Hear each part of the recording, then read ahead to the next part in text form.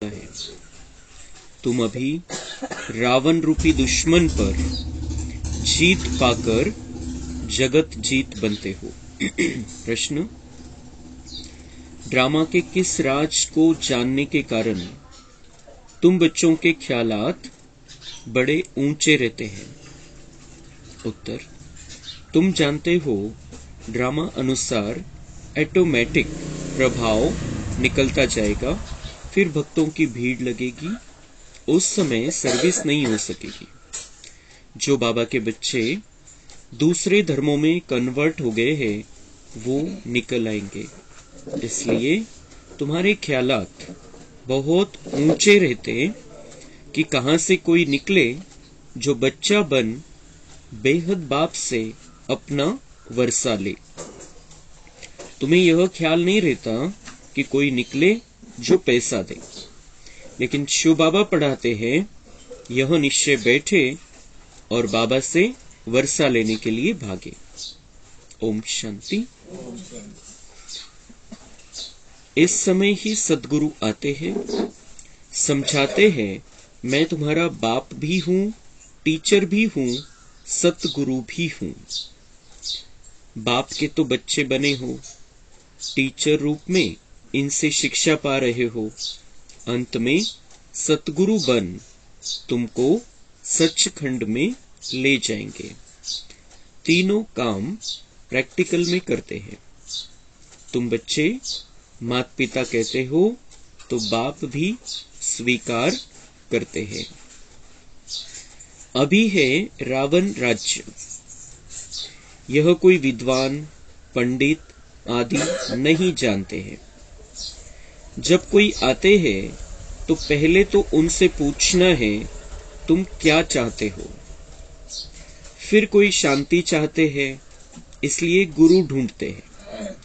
सतयुग में तो कोई गुरु आदि नहीं ढूंढते, क्योंकि वहां दुखी नहीं है, वहां कोई अप्राप्त वस्तु नहीं है। यहाँ तो कोई न कोई वस्तु की लालसा रख गुरु के पास जाते हैं। कोई का सुनेंगे कि उनकी मनोकामना पूरी हुई तो खुद भी उनके पिछाड़ी में जाएंगे।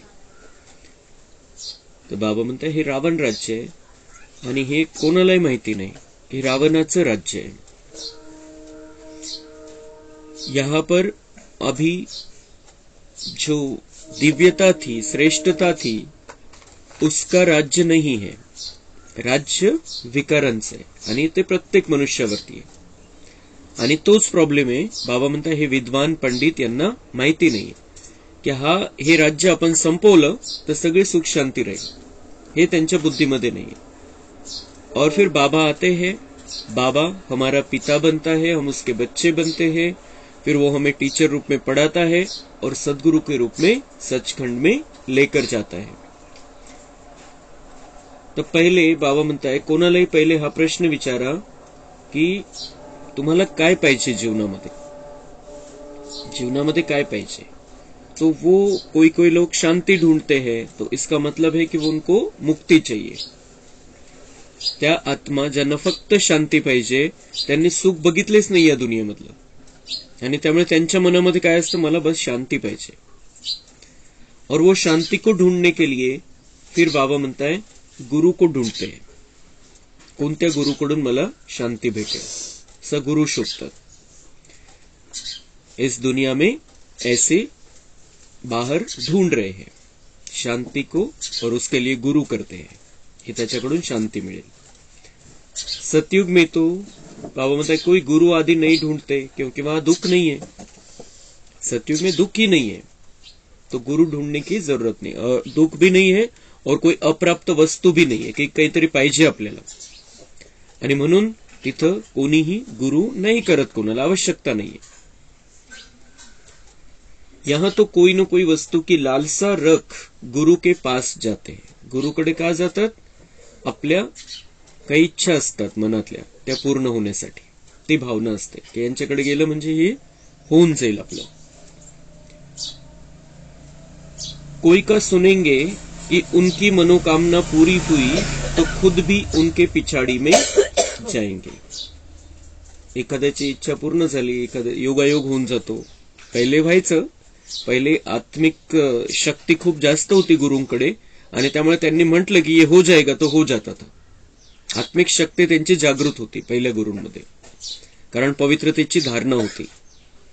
आता ते राहिलेलं नाही. आता फक्त अंधभक्ती, की कोणाचं ऐकलं, याचं काम झालं, याची इच्छा पूर्ण झाली, याला हे पाहिजे होतं ते भेटलं इकडे गेल्यामुळे. तर तो एक योगायोग असतो, ड्रामामध्ये असतं.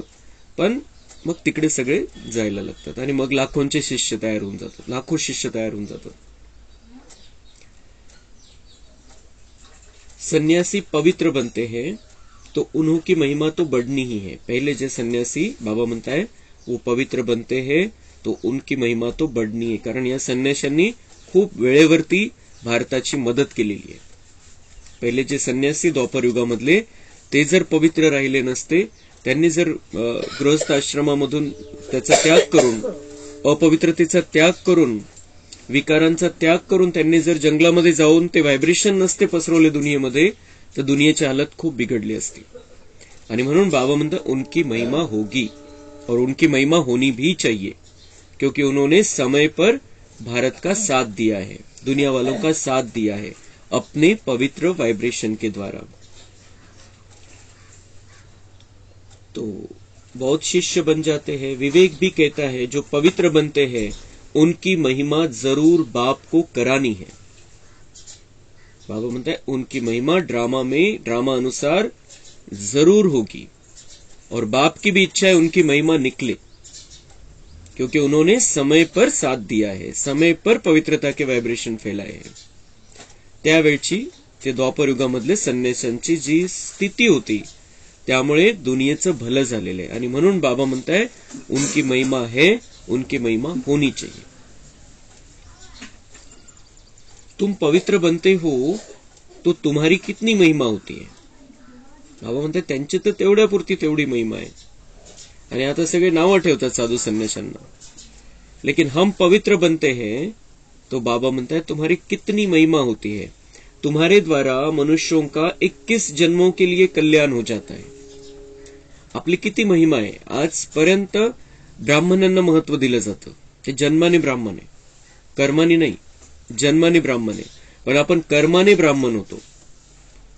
आणि त्याचा यादगार आजपर्यंत 5000 वर्षानंतर पण चालू आहे. आपण लोकांना वरदान दिलेले, शक्ती दिलेली आहे, शांती दिलेली आहे, प्रेम दिलेलं आहे. आणि म्हणून मंदिरामध्ये आजपर्यंत आपली पूजा होती द्वापर युगापासून. क्यों? क्योंकि हम पवित्र बनते हैं संगम युग में, 5 विकारों को त्याग देते हैं. और इस कारण से हमारी बाबा म्हणतात कितनी महिमा है. साधू संन्यासाचे तर तेवढ्यापुरती तेवढी राहील, लेकिन हमारी महिमा का कोई हद नहीं है. अनलिमिटेड महिमा चललेली है. और हमें वो जीवन फिर से अभी प्रैक्टिकल में जीना है, जिस कारण हमारी महिमा है.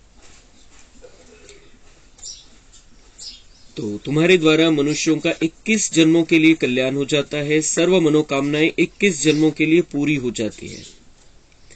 बाबा म्हणतात हे सगळं जे कार्य आहे, त्यांच्या कल्याणाचं जे कार्य आहे, त्यांच्या मनोकामना पूर्ण करण्याचं जे कार्य मी तुमच्याद्वारे करतो. तुम्हारे द्वारा बाबा म्हणतात उनका कल्याण हो जाता है, उनकी मनोकामनाएं पूरी हो जाती है. यह भी तुम जानते हो, दुनिया में यह भी कोई नहीं जानते है कि परमात्मा कब आते हैं, जगदम्बा कौन है जिस द्वारा हमारी सभी मनोकामनाएं पूरी हो जाती है. अब सब घोर अंधियारे में है, यथा राजा रानी तथा प्रजा. पहले कम अंधियारा होता है, फिर कलयुग में घोर अंधियारा होता है. माया के राज्य को घोर अंधियारा कहा जाता है. बाप कहते हैं भारत का बड़े से बड़ा दुश्मन भी माया रूपी 5 विकार है. तुम जानते हो इस माया रावण ने सीताओं को हरण किया, अर्थात अपनी जंजीरों में कैद किया. बाप आते हैं इस बड़े से बड़े दुश्मन से लिबरेट करने. बाबा म्हणता है सबसे बड़ा दुश्मन माया रूपी 5 विकार. ये रावण सबसे बड़ा दुश्मन है. और इस माया रावण ने बाबा म्हणता है सीताओं को हरण किया. हम आत्मा रूपी सीताओं का अपहरण कर लिया था इन 5 विकारों ने. कारण आपली ओरिजिनल स्थिती आपण कंप्लीट विसरूनच गेलो होतो. आणि याचा अर्थ हा झाला की माया रूपी रावणाने आपल्याला कैद करून टाकलं. आपल्याला कब्जामध्ये घेऊन टाकलं आणि म्हणून आपण आपलं ओरिजिनल स्वरूप संपवून टाकलं, विसरून गेलो.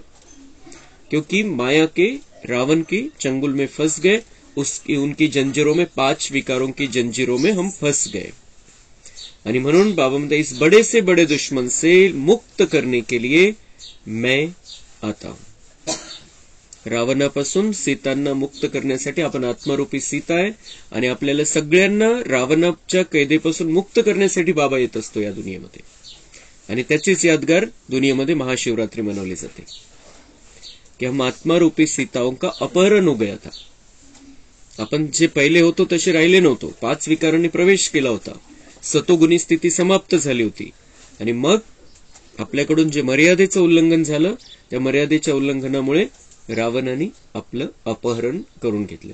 द्वापरमध्ये मर्यादा ओलांडली आणि रावणाने अपहरण केलं. जसं दाखवलं गेलं रामायणामध्ये, त्या रावण जी लक्ष्मण रेखा आखून दिली होती त्याच्या आतमध्ये रावण नव्हता येऊ शकत. त्यांनी मध्ये येणं शक्य नव्हतं आणि म्हणून त्यांनी सीतेला बाहेर बोलवलं आणि ती मर्यादा ओलांडायला लावली. तेव्हा तो तिला कब्जामध्ये घेऊ शकला. तर आपल्याला ज्या नियम मर्यादा बाबांनी संगमयुगामध्ये घालून दिल्या होत्या पवित्रतेच्या, त्या नियम मर्यादांचं उल्लंघन आपण स्वतःहून केलं. आपण बाहेर आलो त्या लक्ष्मण रेषेच्या आणि त्यामुळे त्या विकारांनी आपल्याला ताब्यात घेतलं, कब्जामध्ये घेतलं. तो हम चले गए थे, विकारों के चंगुल में फंस गए थे, उन्होंने हमको कैद कर लिया था, लेकिन बाबा छुड़ाने के लिए आ गया है और हम छूटते जा रहे हैं. अभी यह भी कोई को पता नहीं कि भारत जो इतना मालामाल था उनको इतना कंगाल किसने बनाया. यही रावण बड़ा दुश्मन है. इसकी प्रवेशता के कारण भारत का यह हाल हो गया है. कहा जाता है ना, तुम्हारे में क्रोध का भूत है, परंतु मनुष्य समझते नहीं है कि 5 विकारों को भूत कहा जाता है. यह भूत अर्थात रावण ही सबसे बड़ा दुश्मन है. ऐसे नहीं कि मुसलमानों व क्रिश्चियन ने भारत को कंगाल बनाया. नहीं, सबके सुख संपत्ति का दिवाला इसी रावण ने निकाला है. यह बात कोई नहीं जानते. तर बाबा म्हणताय असं नाही की ते आले, त्यांनी लुटलं, ते घेऊन गेले आणि म्हणून भारत कंगाल झाला. सगळ्यात महत्वाची गोष्ट ही झाली की जे अंतर्गत सुख होतं, आंतरिक सुख होतं, ते आपण विकारांच्या वश होऊन घालवून टाकलं. इन 5 विकारों ने हमारे ऊपर ऐसा कब्जा कर लिया कि हम वो आंतरिक सुख, शांति, प्रेम, आनंद को भूल गए और बाहरी आकर्षण में फंस गए. और इसीलिए बाबा म्हणते दुखी भी हो गए और कंगाल भी हो गए. अंदर का सारा जो मैंने भर के दिया था अच्छा वो सब निकल गया और अंदर में खराबियां आती गई. आणि म्हणून बाबा म्हणताय की त्यांना काही दोष देऊ नका. जे काही आले लुटून नेलं, पण सगळ्यात पहिले तर तुम्ही स्वतःला लुटू दिलं. स्वतःची जी सुख, शांती, संपत्ती मध्ये जी होती तुमच्याकडे, जी संगमयुगामध्ये तुम्ही मालामाल झाले होते, सतयुगामध्ये मालामाल होते, तिला ती का बरं गेली तुमच्याकडून? कारण तुम्ही या विकारांना येऊ दिलं, त्यांना तुमचा ताबा घेऊ दिला. अब संन्यास धर्म को 1500 वर्ष हुए हैं. उन्हों की संख्या बहुत वृद्धि को पाई हुई है. वृद्धि को पाते पाते अभी आकर जड़जड़ीभूत अवस्था को पहुंचे हैं. तुम्हारा तो अब सतो प्रधान नया झाड है.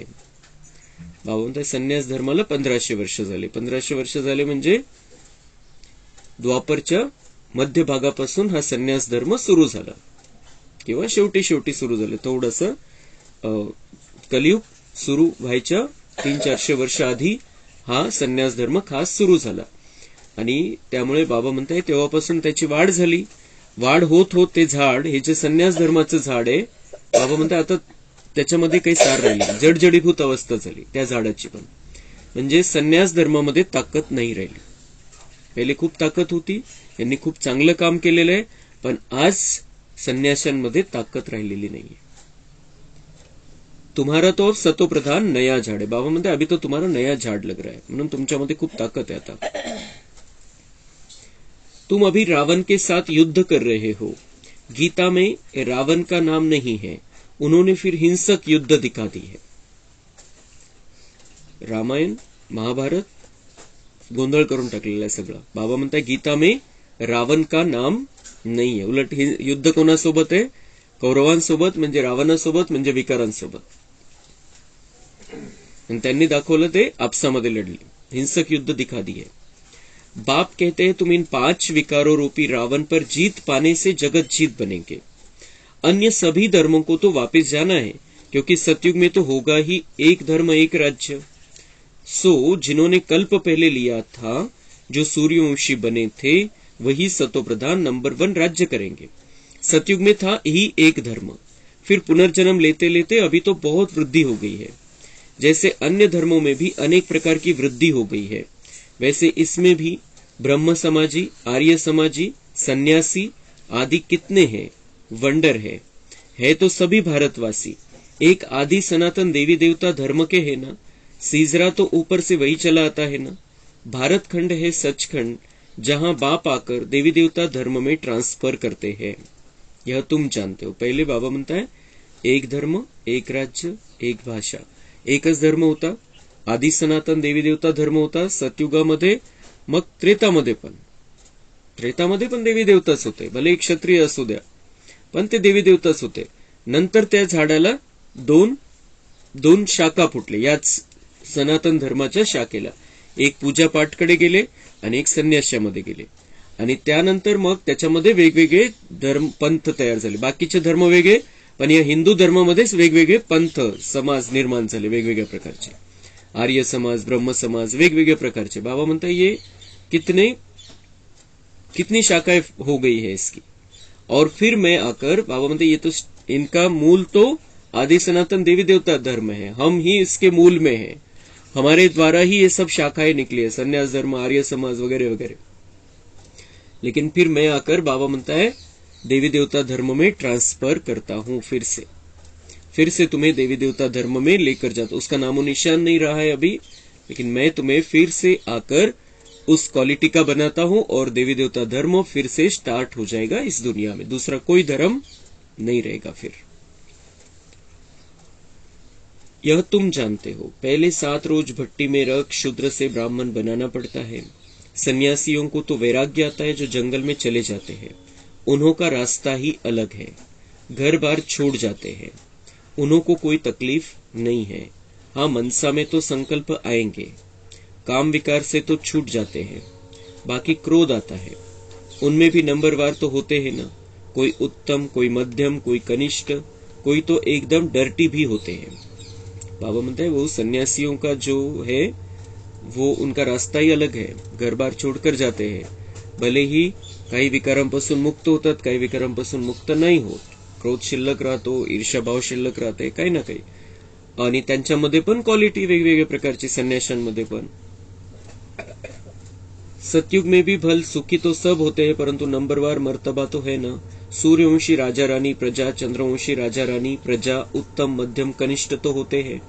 यह सभी धर्मों में होते हैं.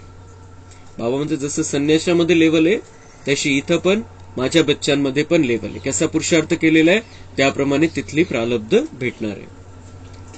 तो बाप सभी राज बैठ समझाते हैं. इस मार्ग में डिफिकल्टी बहुत है, संन्यास मार्ग में इतनी नहीं है. बाबा म्हणतात तिथं पळून जाणार आहे, निघून जाणार आहे, समाजाला तोंड थोडे द्यायचंय त्यांना. त्यामुळे त्यांना अवघड नाहीये आणि त्यांना प्राप्ती पण नाहीये मग जास्त. बाबा म्हणतात तुमको यहां पर थोड़ा सा सामना करना पड़ता है, मेहनत करनी पड़ती है, लेकिन प्राप्ति भी बहुत बड़ी है.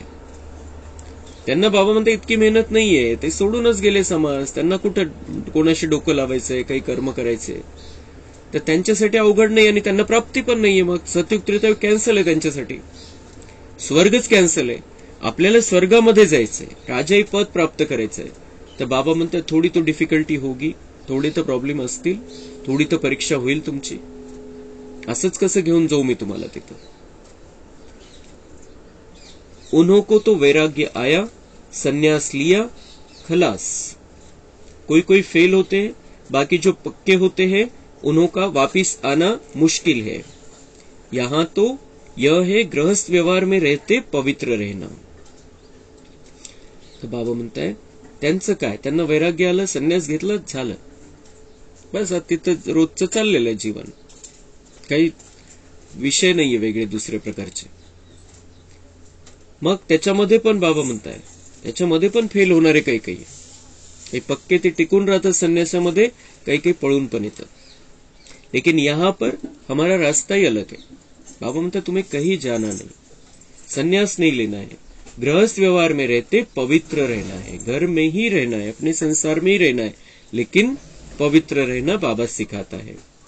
बाप समझाते हैं बहादुर वह जो दोनों इकट्ठे रहो और बीच में ज्ञान योग की तलवार हो. बाबा असं शिकवतो की घरामध्ये राहत असताना, पती पत्नी एकत्र राहत असताना बाबा म्हणताय भले साथ में रहना है, लेकिन ज्ञान और योग की तलवार बीच में होनी चाहिए. म्हणजे विकारांची भावना नसली पाहिजे, घरामध्ये पवित्र राहायचंय. बात सारी विकार की है, अर्थात अपवित्र नहीं होना है.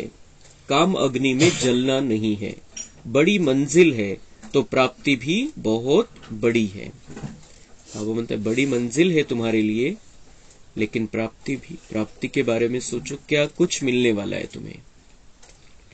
सन्यासी पवित्र बनते हैं तो उन्हों को कितनी प्राप्ति है. बड़े बड़े महामंडलेश्वर बन बैठे हैं, महलों में रहते हैं. बाबा म्हणतात त्यांना या दुनियेमध्ये किती प्राप्ती आहे बघा. ते पवित्र राहतात तर त्यांचा मान सन्मान किती होतो. महामंडलेश्वर पदवी मिळते, वेगवेगळ्या प्रकारे त्यांचा सगळ्या ठिकाणी सन्मान केला जातो, मोठे मोठे महल बनवून राहतात. तो अल्पकाळाची पवित्रता आहे. द्वापर नंतर पवित्र राहतात तरी सुद्धा त्यांचा मान किती, पवित्रतेमुळे मान आहे. सतयुग त्रेतायुग कॅन्सल आहे त्यांच्यासाठी, स्वर्गामध्ये नाही येऊ शकत. इथल्या दुनियेमध्ये त्यांना मान मिळतो त्याचा. पण तुम्ही इथं पवित्र राहता आणि ते पण बाबांचं बनल्यानंतर काही वर्षांसाठी तुम्ही पवित्र राहता आणि प्राप्ती किती मोठी आहे. दुनियेवरती राज करणार तुम्ही, आणि ते पण स्वर्गीय दुनियेवरती, देवी देवतांच्या दुनियेवरती राज करणार. तो वो पवित्रता का कितना मान है. बाबा अजून सांगताय बड़े बड़े महामंडलेश्वर बन बैठे हैं, महलों में रहते हैं, बहुत लोग जाकर पैसा रखते हैं, चरण धोकर पीते हैं. बहुत महिमा होती है, परंतु नंबर 1 महिमा है ईश्वर की. वही स्वर्ग का रचयिता है. वहां माया का नाम निशान नहीं रहता. जिस दुनिया में ईश्वर हमें लेकर जाता है वहां माया का नाम निशान नहीं रहता. तो ऐसी दुनिया में जाना है जहां माया का नाम निशान नहीं है, तो उस माया के नाम निशान को हमें संगम युग में ही हमारे जीवन से निकाल देना पड़ता है. नाम निशान पण राहिलं नाही पाहिजे त्या विकारी संस्कारांचं आपल्यामध्ये. सन्यासी भी यह नहीं समझते कि माया 5 विकार है, सिर्फ पवित्र रहते हैं. बाबा म्हणतात ते फक्त एक विकार की ब्रह्मचर्य व्रताचं पालन करायचं, त्या हिशोबाने तसे राहतात. पण सगळे 5 विकार माया आहे हे ते विसरून जातात. त्यांना माहितीच नाही की या 5 विकारांना त्यागायचं. त्यांच्यामध्ये क्रोध शिल्लक राहतो आणि आपण बघितलेलं आहे, आपल्याला माहिती आहे, कहाणी ऐकलेली आहे किंवा आताही बघतो आपण प्रॅक्टिकलमध्ये की त्यांना किती क्रोध आहे. तो बाबा म्हणते भले ही एक विकार को त्यागते, लेकिन बाकी विकार तो वो अपने साथ ही रखते. मग कसं घेऊन जाईल बाबा त्यांना कशी परमिशन देईल नव्या दुनियेमध्ये येण्याची. आणि म्हणून त्यांच्यासाठी ते कॅन्सल आहे. उन्हों का ड्रामा में यही पार्ट है. बाबा म्हणतात पार्ट है त्यांचा. उन्हों का है ही हठयोग संन्यास, तुम्हारा है राजयोग संन्यास. वह राजयोग तो सिखला न सके, वह है शंकराचार्य, यह है शिवाचार्य. बाबा म्हणते वो शंकराचार्य है, वो हठयोग सिखाते हैं, और मैं शिवाचार्य हूं, मैं शिव तुम्हें राजयोग संन्यास करना सिखाता हूं, जिससे तुम राजाओं का राजा बनते हो. तुम भी परिचय देते हो, हमको भगवान आकर पढ़ाते हैं. वह तो जरूर स्वर्ग का मालिक बनाएगा, नर्क का तो नहीं बनाएंगे. वह रचता ही स्वर्ग का है. तो गृहस्थ में रहकर पवित्र रहना, इसमें ही मेहनत है. कन्याओं को शादी बिगर रहने नहीं देते. पहले विकार के लिए शादी करते थे, अब विकारी शादी कैंसल कर ज्ञान चिता पर बैठ पवित्र जोड़ा बनते हैं. बाबा म्हणतात दुनियेमध्ये मुलगी लग्नाची झाली तर तिला ते मागे पडतात सगळे लग्न करण्यासाठी. असं म्हणतात की पराया धन आहे, लडकी पराया धन आहे असं समजतात. पण जी पक्की आहे, जिला निश्चय झालेला आहे बाबांवरती, वो नहीं जाती है, उन बातों में नहीं जाती, कारण विस्तार खूप मोठा आहे. मग जर बाबा भेटलाय लग्नाच्या आधी तर नाही जात, ते विकारांमध्ये नाही जायचंय. दूसरी गोष्ट बाबा म्हणताय फिर बाद में शादी के बाद भगवान मिला है, शादी के बाद भगवान मिला है. तो फिर क्या करते हैं बाबा के बच्चे?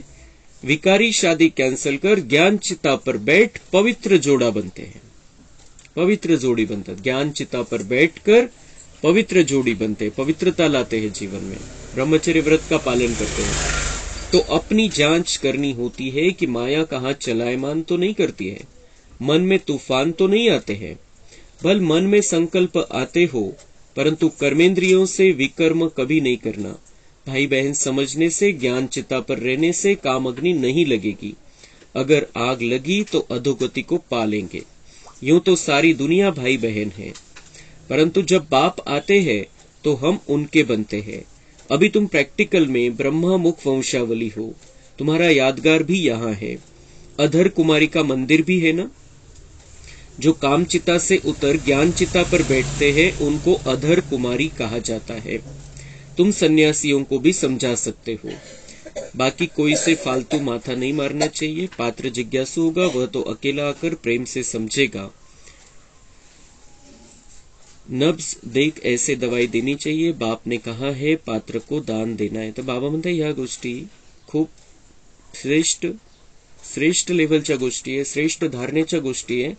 तर त्याची वेळ काळ परिस्थिती बघून, त्या आत्म्याची स्थिती बघून मग तुम्ही त्याला या सगळ्या गोष्टी सांगायच्या आहे. कारण या गोष्टी संन्यासी पण नाही करू शकले. ती गोष्ट आपल्याला करायची आहे.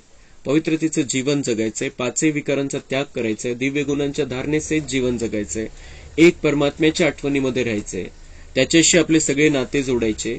तर ही खूप अतिउच्च लेवलच्या धारणा आहे. ते सगळ्यांकडून नाही होत. म्हणून बाबा म्हणताय सगळ्यांना त्यांची वेळ काळ परिस्थिती बघून, त्यांच्या मनाची स्थिती बघून, त्यांच्या बुद्धीची लेवल बघून तुम्ही त्यांना समजून सांगा. अधर कुमारीचं जे यादगार आहे, बाबा म्हणते अधर कुमारी का जो मंदिर बना है वो किसका यादगार है? जो काम चिता पर बैठे थे लेकिन फिर ज्ञान चिता पर आ गए हैं. काम चिता पर बैठे थे, विकारी शादी की, लेकिन बाद में बाबा मिला, फिर पवित्र रहने लगे. इसका मतलब काम चिता से उतर गए, ज्ञान चिता पर बैठे. लग्नानंतर पवित्र राहायला सुरुवात केलेली आहे. त्याचं ते यादगार आहे अधर कुमारी. तो ऐसे कितने बाबा के बच्चे हैं जो शादी के बाद पवित्र रहते. जिनको शादी के पहले बाबा मिला वो शादी नहीं करते, जिनका निश्चय पक्का हो गया है. लेकिन जिनको बाबा बाद में मिला है वो बाद में पवित्र बनते. उनका यादगार है अधर कुमार, अधर कुमारी. अभी तो तुम्हारा बहुत सामना करते हैं, पहले तो घर के ही दुश्मन बनते हैं. बाबा म्हणतात ज्ञानामध्ये आल्यानंतर मग घरामध्ये विरोध व्हायला सुरुवात होते, कारण हा रस्ता वेगळा आहे. हा रस्ता कोणी दाखवला नाही, हा रस्ता कोणाला माहिती नाही. आणि म्हणून बाबा म्हणते घर परिवारामध्ये मित्रसंबंधीकडून विरोध होतो त्याला, पण आपण पक्क राहायचंय. इस बाबा के भी कितने दुश्मन बने. ज्या ब्रह्मा बाबांचा इतका मान सन्मान होता, ते सुद्धा जेव्हा हे ज्ञान त्यांच्याद्वारे बाबांनी द्यायला सुरुवात केली, त्यांना किती शिव्या खाव्या लागल्या. आणि हे सगळं आपण हा विचार करायचा आहे की आपण एवढे सगळे बाबांचे बच्चे बनलेले, इतक्या सगळ्यांचं कल्याण झालेले, त्याला निमित्त ब्रह्मा बनलेला आहे आणि सगळ्यात जास्त शिव्या त्यांनी खाल्लेल्या. कारण स्टार्ट त्यांनी केलंय, शिवबाबा दिसत नव्हता. जो शिवबाबा हे सगळं ज्ञान देणार आहे तो दिसत नव्हता. समोर ब्रह्मा दिसत होता आणि सगळं वेगळं, जे आजपर्यंत ऐकत आलेले त्याच्यापेक्षा सगळं वेगळं ज्ञान, पवित्रतेच्या धारणेचं ज्ञान. आणि त्यामुळे त्यांनी शिव्या खाल्ल्या. पण आज आपण हे दिवस बघतोय, त्यांनी जी निंदा अपमान सहन केली, पण आज बघतोय आपण दुनियेमध्ये जर सगळ्यात जास्त श्रेष्ठ दिव्य कोणती संस्था जर मानली जात असेल ती ब्रह्माकुमारीच आहे सगळ्या दुनियेमध्ये. तो इस बाबा के भी कितने दुश्मन बने. श्री कृष्ण के लिए भी कहते हैं ना भगाता था, कितने कलंक लगाए. बाबा म्हणते श्रीकृष्णाला सुद्धा सोडलं नाही या लोकांनी. श्रीकृष्ण का कितना अपमान किया है, उस पर कलंक लगा दिए कि वो भगाता था. 16,108 राण्या होत्या त्याच्या. तो बाबा म्हणते इन्होंने तो श्रीकृष्ण को भी छोड़ा नहीं, जो नंबर 1 आत्मा है, श्रेष्ठ आत्मा है, दिव्य आत्मा है. त्याचं ब्रह्मा तर भले लास्टच्या जन्मामध्ये होता, पण श्रीकृष्ण तर स्टार्टिंग वाला आहे. त्याच्यापासून स्टार्टिंग झालेली या दुनियेची. या दुनियेतला प्रथम राजकुमार आहे जो नारायण बनतो, आणि जो या सगळ्या 800 कोटी आत्म्यामध्ये नंबर 1 ची आत्मा आहे ती. तिला सुद्धा सोडलं नाही बाबा म्हणताय लोकांनी. तो हमें क्यों डरना है? अगर कोई हमारा रिश्तेदार हमें नाम भी रखता है, हम ये नियमों का पालन करते हैं, व्रत में चलते हैं, अगर कोई कुछ बोलता भी आहे आणि एकदा आपण पक्के झाल्यावर कोणी काही बोलत नाही. ती सुरुवातीची कच्ची अवस्था असते, जेव्हा आपल्याला त्याचा काही परिणाम होतो त्यांच्या काही बोलण्याचा. तो ड्रामानुसार ऑटोमॅटिकली प्रभाव निकलता जाएगा. बाबांनी त्याच वेळेला सांगितलं, धीरे धीरे तुम्हारा प्रभाव निकलता जाएगा. पहले भले ही कलंक लगाएंगे, अपमान करेंगे, नाम रखेंगे, गालियां देंगे, लेकिन तुम्हारा प्रभाव निकलेगा. त्याच वेळेला बाबांनी सांगितले. नाही आपण बघतोय काय प्रभाव आहे आज. फिर भक्तों की भीड़ आकर होगी. मग पुढे चालून बाबा म्हणतात हे सगळे भक्त, कारण बाबांनी सांगितलेले एका मुरलीमध्ये, भक्ति के सभी आधार टूटने वाले हैं. जिथं जिथं श्रद्धा आहे लोकांची ते सगळं तुटणार आहे. ती श्रद्धा त्यांची संपून जाईल. मग बाबा म्हणते भक्तों की भीड़ लगेगी तुम्हारे पास. ये सब भक्त इधर आने वाले हैं. आणि आपण बघतोय त्याची झलक तर लक्षात यायला लागलेली की किती संख्या वाढत चाललेली. परंतु भीड़ में फिर सर्विस हो नहीं सकेगी. मग बाबा म्हणताय आता जी सेवा, ज्या प्रकारची सेवा तुम्ही आता करू शकता त्यावेळेला ती सेवा नाही होणार. त्यावेळेला फक्त मनसा सेवा आणि चेहरा आणि चलनद्वारे सेवा होईल. बाकी आपण जे आता सेवा करतोय, भाषण करायचंय, संदेश द्यायचा आहे, ते मग त्यावेळेला नाही होऊ शकणार. इतकी गर्दी वाढून जाणार आहे. सन्यासियों के पास भीड़ होती है तो वो खुश होते हैं. यहां तुम जानते हो कोटों में कोई निकलेगा. सन्यासी तो यही सोचेंगे कि इनसे कोई निकलेंगे जो पैसे देंगे. तुम्हारा ख्याल चलता है कि इनसे कोई निकले तो बाबा का बच्चा बन वर्षा लेवे. तो कितना फर्क है. तो बाबा म्हणता है सन्यासी तो क्या सोचते हैं, उनकी बुद्धि में तो क्या रहता है, ये पैसे वाला है, इससे पैसे मिलेंगे, फिर हम इससे हमारा आश्रम बनाएंगे, हम मंदिर बनाएंगे, हम ये करेंगे वो करेंगे, ये पैसे वाला है. त्याच्यावरती विशेष नजर जाते. आणि इथं तो विषय नाहीच आहे. इथं तर आपल्या बुद्धीमध्ये काय असतं की इनसे कोई निकले जो बच्चा बन वर्षा लेवे. वो भले जो हम धन का सहयोग देते वो हमारी इच्छा है, हमारा घर परिवार है, इसको हम चलाते हैं, हम सब मिलकर ही इस परिवार को चलाते हैं. आणि म्हणून ते देणं ती गोष्ट वेगळी आहे. पण आपण कोणालाही संदेश देतो, आपली भावना ही असते की वो बाबा का बच्चा बन जाए और वो वर्षा प्राप्त कर ले, भगवान से वर्षा प्राप्त कर ले, ही आपली भावना असते. हा पैशावाला आहे, याच्याकडे पैसे नाही, हा गरीब आहे, हा बच्चा नाही बनायला पाहिजे, तो बच्चा बनायला पाहिजे, हा विषयच नाहीये. पण त्या संन्याशांची नजर विशेष त्यांच्याकडे जाते ज्यांच्याकडे पैसे. तो बाबा म्हणतात कितना फर्क है. कोई भी आए बोलो यह राजयोग की पाठशाला है. जैसे डॉक्टरी योग वैसे यह राजयोग है, जिससे राजाओं का राजा बनना है. हमारा एम ऑब्जेक्ट है ही मनुष्य से देवता बनना. अच्छा, बाप दादा का मीठे मीठे सिक्के लधे बच्चों प्रति नंबरवार पुरुषार्थ अनुसार याद प्यार. दिल पर वह चढ़ते हैं जो पुरुषार्थ कर आप समान बनाते हैं. बाकी बाप सभी को प्यार तो करेंगे ही. अच्छा, रूहानी बाप की रूहानी बच्चों को नमस्ते. हम रूहानी बच्चों की रूहानी बाप दादा को याद प्यार, गुड मॉर्निंग, नमस्ते, वहां बाबा वहां, शुक्रिया बाबा शुक्रिया. धारणा के लिए मुख्य सार है, कर्मेंद्रियों से कोई भी विकर्म नहीं करना है. ज्ञान और योग बल से मन के तूफानों पर विजय प्राप्त करनी है. सेवा ऐसी करनी है जिससे माता पिता का नाम बाला हो, सबकी दुआएं मिलती रहे. वरदान, अपने अनादि स्वरूप में स्थित रहो. सर्व समस्याओं का हल करने वाले एकांतवासी भव. आत्मा का स्वधर्म, सुकर्म, स्वस्वरूप और स्वदेश शांत है. संगम युग की विशेष शक्ति साइलेंस की शक्ति है. आपका अनादि लक्षण है शांत स्वरूप रहना और सर्व को शांति देना. इसी साइलेंस की शक्ति में विश्व की सर्व समस्याओं का हल समाया हुआ है. शांत स्वरूप आत्मा एकांतवासी होने के कारण सदा एकाग्र रहती है और एकाग्रता से परखने व निर्णय करने की शक्ति प्राप्त होती है, जो व्यवहार व परमार्थ दोनों की सर्व समस्याओं का सहज समाधान है। तर बाबा म्हणताय आत्मा का स्वधर्म शांति है, सुकर्म भी है शांति। शांत रहना, बाबा म्हणतात हे पण तुमचं चांगलं कर्म आहे। शांत राहा। कलियुग बाहेर चालू आहे, संगम युगाच्या अंतिम समयाला सुकर्म आहे, याच्यामधून तुम्ही पुण्य जमा कराल शांत राहून। शांत रहना भी सुकर्म है। खूप मोठी गोष्ट आहे की आपण फक्त शांत राहतोय, स्थिती मनाची शांत स्थिती। शांत राहणं म्हणजे मौन घेऊन टाकणं नाही, मनाची शांत अवस्था, तो ये भी सुकर्म है।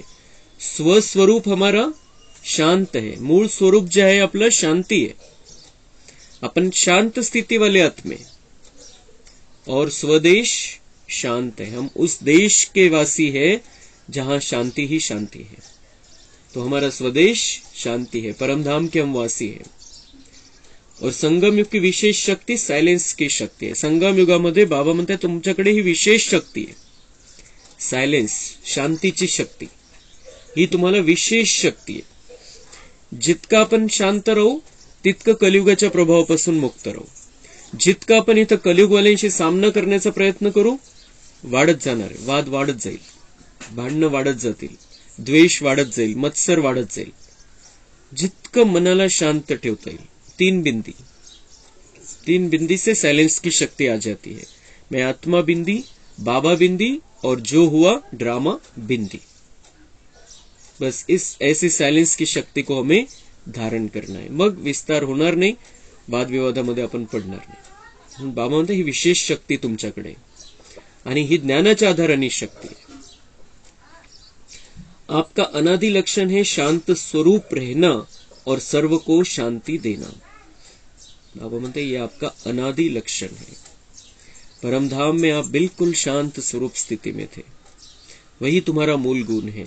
तो शांत रहना और सबको शांति देना, शांत रहना और शांति के वाइब्रेशन फैलाना। इसी साइलेंस की शक्ति में विश्व की सर्व समस्याओं का हल समाया हुआ है। म्हणून आपला हा ओम शांती मंत्र जो आहे खूप मोठा आहे, खूप महत्वाचा आहे। बाबा म्हणता इसी में सारी समस्याओं का हल है। दुनिया अशांत हो गई है, विकारों के कारण अशांत हो गए हैं, बहुत सारे कारण है उसके कारण अशांत हो गए हैं, लेकिन शांति ही सभी समस्याओं का हल है। जितक्या काही समस्या है दुनियामध्ये, बाबा म्हणता जितना मन की अवस्था, बुद्धि की अवस्था शांति की हो जाएगी, तुम्हारी सारी समस्याएं समाप्त हो जाएगी, तुम्हारी भी समाप्त हो जाएगी और दुनिया में भी कोई समस्या नहीं रहेगी। शांत स्वरूप आत्मा एकांतवासी होने के कारण सदा एकाग्र रहते। फिर हम शांत स्वरूप रहते हैं तो एकांतवासी रहते। एकांतवासी म्हणजे बाबा की याद में है। शांत क्यों है? क्योंकि बाबा की याद है, तब हम शांत रह सकते हैं। और जो एकांतवासी है वो एकाग्र है, मन बुद्धि एकाग्र है। आणि ज्याची मन बुद्धि एकाग्र झालेली आहे, एक रूप झालेली आहे, तर त्याचा फायदा काय? परखने व निर्णय करने की शक्ती प्राप्त होती है। शांती, शांतीमुळे एकांतवास, एकांतवासामुळे एकाग्रता, आणि त्या एकाग्रतेचा फायदा आहे आपल्यामध्ये परखण्याची शक्ती आणि निर्णय करण्याची शक्ती, जी आता कलियुगाच्या अंतिम समयाला खूप आवश्यक आहे। आत्म्यांना परखता आलं पाहिजे आपल्याला, आणि निर्णय घेता येत नाही। कधी कधी बऱ्याच वेळेला आपण द्विधामध्ये असतो, काय करू, हे करू, ते करू, आता करू, नंतर करू। तर तो निर्णय घेण्याची क्षमता पण आपल्यामध्ये यायला पाहिजे, परखता पण आलं पाहिजे लोकांना, सावधान पण राहायचे आपल्याला। तर त्यासाठी बाबा म्हणतात पहले शांति की शक्ति हो, उस आधार से एक के अंत में रहो, मन बुद्धि की एकाग्रता रहे, तो परखने और निर्णय करने की शक्ति तुम्हारे अंदर आ जाएगी, जो सबसे ज्यादा महत्वपूर्ण है अभी। तो जो व्यवहार व परमार्थ दोनों की सर्व समस्याओं का सहज समाधान है। बाबा म्हणते ह्या दोन्ही शक्ती, परखणे निर्णय करण्याची शक्ती, व्यवहार आणि परमार्थ दोन्ही मध्ये ज्या समस्या येतात, म्हणजे पुरुषार्थ करताना ज्या समस्या येतात आणि संसार चालवताना ज्या समस्या येतात, त्याच्यापासून जर त्या समस्यांपासून मुक्त व्हायचे, समाधान पाहिजे, तर या दोन शक्ती तुमच्याकडे पाहिजे, परखणं आणि निर्णय करणं। स्लोगन, अपनी दृष्टि, वृत्ति और स्मृति की शक्ति से शांति का अनुभव कराना ही महादानी बनना है। शांती सगळ्यात महत्वाची गोष्ट आहे, आणि हा शांतीचा अनुभव जर दुसऱ्यांना करवायचा असेल आपल्याद्वारे, तर आपली दृष्टी, वृत्ती आणि स्मृती याची शक्ती वाढवावी लागेल, ती शक्तिशाली स्थिती करावी लागेल. आपली दृष्टी शक्तिशाली झाली पाहिजे, वृत्ती शक्तिशाली झाली पाहिजे, स्मृती शक्तिशाली झाली पाहिजे. बाबांच्या आठवणीमध्ये आपली शक्ती वाढून जाईल. जी आंतरिक शक्ती आत्म्याची ती वाढली तर विकारांची कमजोरी समाप्त होऊन जाते आणि मग आपण शांत राहू शकतो. म्हणून खूप गहराईमध्ये बाबा सांगत असतात या गोष्टी. बाबा म्हणतात अपनी दृष्टी वृत्ती और स्मृती की शक्ती से शांती का अनुभव कराना ही महादानी बनना. हे महादान द्या. बाबा म्हणतात दुनियेला शांतीच्या महादानाची आवश्यकता आहे. अव्यक्त इशारे, जैसे वाणी द्वारा प्रत्यक्षता करते हो तो वाणी का प्रभाव पड़ता है, उससे भी ज्यादा प्रभाव गुण और कर्म का पड़ता है. तो आप हर बच्चे के नयनों से यह अनुभव हो कि इन्हों के नयनों में कोई विशेषता है, साधारण नहीं अनुभव करे, अलौकिक है. उन्हों के मन में क्वेश्चन उठे कि यह कैसे बने, कहां से बने, स्वयं ही सोचे और पूछे कि आपको ऐसा बनाने वाला कौन, तो अपनी स्थिती द्वारा बाप को प्रत्यक्ष करो. बाबा म्हणतात सगळं बदललं पाहिजे तुमचं. असं परिवर्तन झालं पाहिजे की त्यांच्या दुनियावाल्यांच्या बुद्धीमध्ये प्रश्न आला पाहिजे कि ये कहां से बन रहे हैं ऐसे. स्वयं ही सोचे और पूछे कि आपको ऐसा बनाने वाला कौन. फिर हम उसको बाबा का परिचय देंगे, वो बाबा का बन जाएगा, अपना भाग्य बना लेगा. तो अपनी स्थिति हमें अच्छी रखनी है, हमारी दृष्टि अच्छी होनी चाहिए, हमारी भावना अच्छी होनी चाहिए, हमारा व्यवहार अच्छा होना चाहिए. तो उससे ही सेवा होने वाली है आगे चलकर. अच्छा, ओम शांति. कम बोलो, धीरे बोलो, मीठा बोलो, सत्य बोलो, सोच समझकर बोलो, दुआएं दो.